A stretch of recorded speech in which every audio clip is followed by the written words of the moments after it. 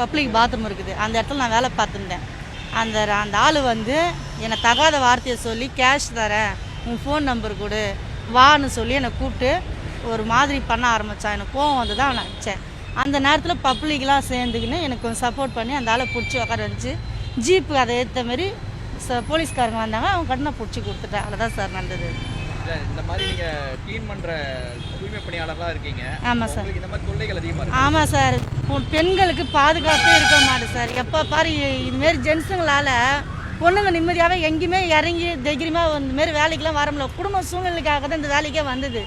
குடும்ப பிரச்சனையாக இருக்குது. சரி வெளியில் போனோம்னா 10 ரூபா சம்பாதிக்கலான்னு சொல்லி இந்த வேலைக்கு கிளம்பி வந்தேன். அவங்களுக்கு பாதுகாப்பே இல்லாத அளவுக்கு இந்த நிலைமையில நடந்துருக்குது சார். எங்களுக்கு கஷ்டமாக இருக்குது. இருக்கும் சார். வயசானவர் இத்தனைக்கும் அவர் வயசானவர் என்னை அவ்வளோ டார்ச்சர் பண்ணி ஒரு மாதிரி முறைச்சி பார்த்து கிட்ட வந்து கேஷ் தரேன், உன் ஃபோன் நம்பர் கொடு வரியா அப்படின்னு சொல்லி பேசும்போது எனக்கு கோவம் வந்துச்சு. அதனால தான் நடந்துச்சு. நீங்கள் தூய்மை பணியாளர் இரவு நேரத்தில் நிறைய இடத்துல வேலை பார்ப்பீங்க, க்ளீன் பண்ணுறது மாதிரி வேலை. அப்பவும் இந்த மாதிரி தொல்லைகள் நிறைய இப்போ சமீபத்தில் கண்டிப்பாக இருக்குது சார். என்ன போல் எவ்வளோ பேர் இருக்கிறாங்க. நான் தைரியமாக இருக்கிறதுனால நான் இது பண்ணேன். ஏன்னா கோழைத்தனமாக இருக்கிற பெண்கள் எவ்வளோ பேர் இருக்கிறாங்க. அவங்களுக்கு நிலமெல்லாம் எனக்கு நான் தைரியமாக இருக்கிறனால அவனை பிடிச்சி நான் இன்றைக்கி போலீஸ் ஸ்டேஷனில் கொடுத்தேன். கோழையாக இருக்கிறவங்க என்ன பண்ணுவாங்க, பயந்து எங்கெங்கே இந்த ரிசுவாகி போயிருக்கு இந்த விஷயம். நான் அதுங்க மெயின்டு சரியில்லாத கோழைத்தனமாக இருந்து ஏதாவது வீட்டில் சொல்ல முடியாத, வெளியிலையும் சொல்ல முடியாத, தற்கொலை பண்ணிக்கிறதுங்கலாம் கூட நிறையா இருக்குதுங்க. நான் கொஞ்சம் தைரியமாக இருக்கிறதுனால தான் சார் இது முயற்சி பண்ணி அவனை நான் பிடிச்சி கொடுத்ததே.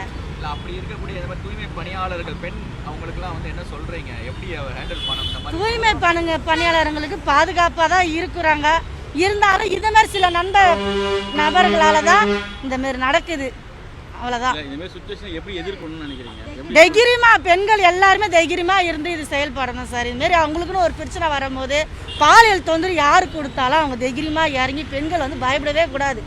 இறங்கி அவன் எவனாக இருந்தாலும் பிடிச்சி ஸ்டேஷனில் கொடுக்கணும். அவங்களால முடிஞ்ச வரைக்கும் பப்ளிக் கூப்பிட்டு பிடிச்சி கொடுத்துடணும். சப்போர்ட் பண்ணாங்க சார். லேடிஸுங்க ஜென்ஸுங்க எல்லாம் சப்போர்ட் பப்ளிக் சப்போர்ட் பண்ணாங்க.